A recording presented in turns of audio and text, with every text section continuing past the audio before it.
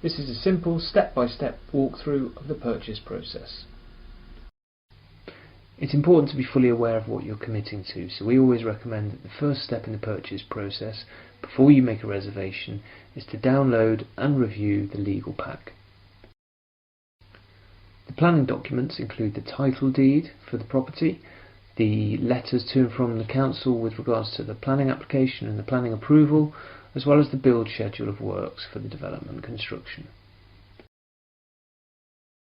The developer certification includes the company registration documents, the articles of association, and the register of directors in the developer company. The sample contracts includes the sale agreement and lease for properties with and without parking, as well as the property management agreement and a useful buyer's booklet from the developer. There are also two useful insurance policies, first of which is defects insurance. This protects the fabric and structure of the building for up to 10 years, and a deposit protection scheme which helps provide recourse should anything happen to the funds that you are paying over to the developer. The next step is to choose and reserve a unit.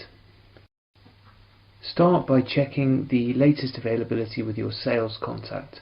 There's nothing worse than finalising your selection and then finding that that unit is not available, so definitely go ahead and check that before you make a decision. Once you've checked availability, you are in a position to finalise your choice of unit. As soon as you've made your decision, confirm the reservation via email with your point of contact. The third step in the process is to download and complete the reservation form. This is mandatory for all reservations, and your sale will not go through without a completed form. It's critical that you fill out the whole of the reservation form, so that's the date, the name of the agent, all the details of the unit, including the number, the cost, the deposit amount, which is the reservation fee of £2,500, information on the furniture pack you've chosen, parking, whether you're buying with finance, and all of the contact information, whether you're buying on your own or as a joint purchase. It's important to have it all, and it's important that it's all accurate. You will need to instruct a solicitor to represent you during the transaction. You should never ever buy a property anywhere in the world without one.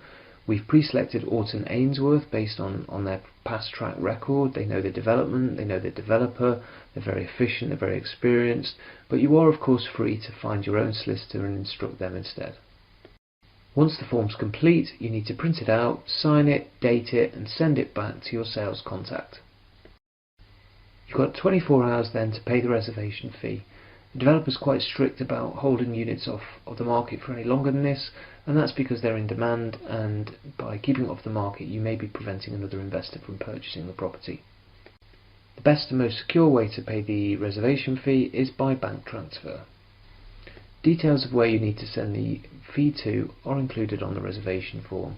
Please use your surname or the unit number as a reference to make it easier to track the transaction. The account is monitored hourly, and as soon as funds land, a receipt will be provided. The transaction then moves into a new phase where the lawyers take over.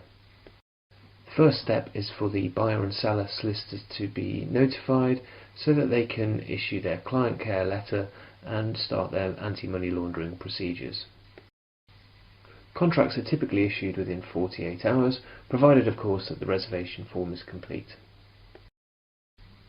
Once they have funds on account, the solicitors will perform the searches, review the contracts, and enter into any discussions with the corresponding party should any issues arise. Once the solicitors are satisfied, both parties will be in a position to exchange contracts. This is required to take place within 28 days of reservation, although it is possible for exchange to happen more quickly than that. It's worth reiterating that this is a legally binding contract, so you need to be confident that you can have the funds to complete and make the payments as they come up. On exchange, you'll need to pay over 35% of the purchase price to the developer for your property. Don't forget that there's a stage payment to be made partway through the construction process. That equates to 15% of the property price and any parking space, to be paid 6 months from completion. The full cost of the furniture pack will also need to be paid at this point. Around 12 months from the start of the process, the transaction will be ready to complete. At this point, the balance of the funds are required, which is normally 50% less the reservation fee paid over. The last thing to remember is that stamp duty will also be payable on closing, including the 3% surcharge for anyone not buying within a limited company. And to finish, a quick look ahead at when investors can expect to start receiving rental payments. Income starts to accrue for investors from closing date, irrespective of whether the property is actually rented out at that stage. To keep the administrative overhead down on 96 units, the rental yield is paid quarterly in arrears. This model is used for an initial 2-year rental contract, which when taken with the construction period, gives investors security right the way through to the start of 2020.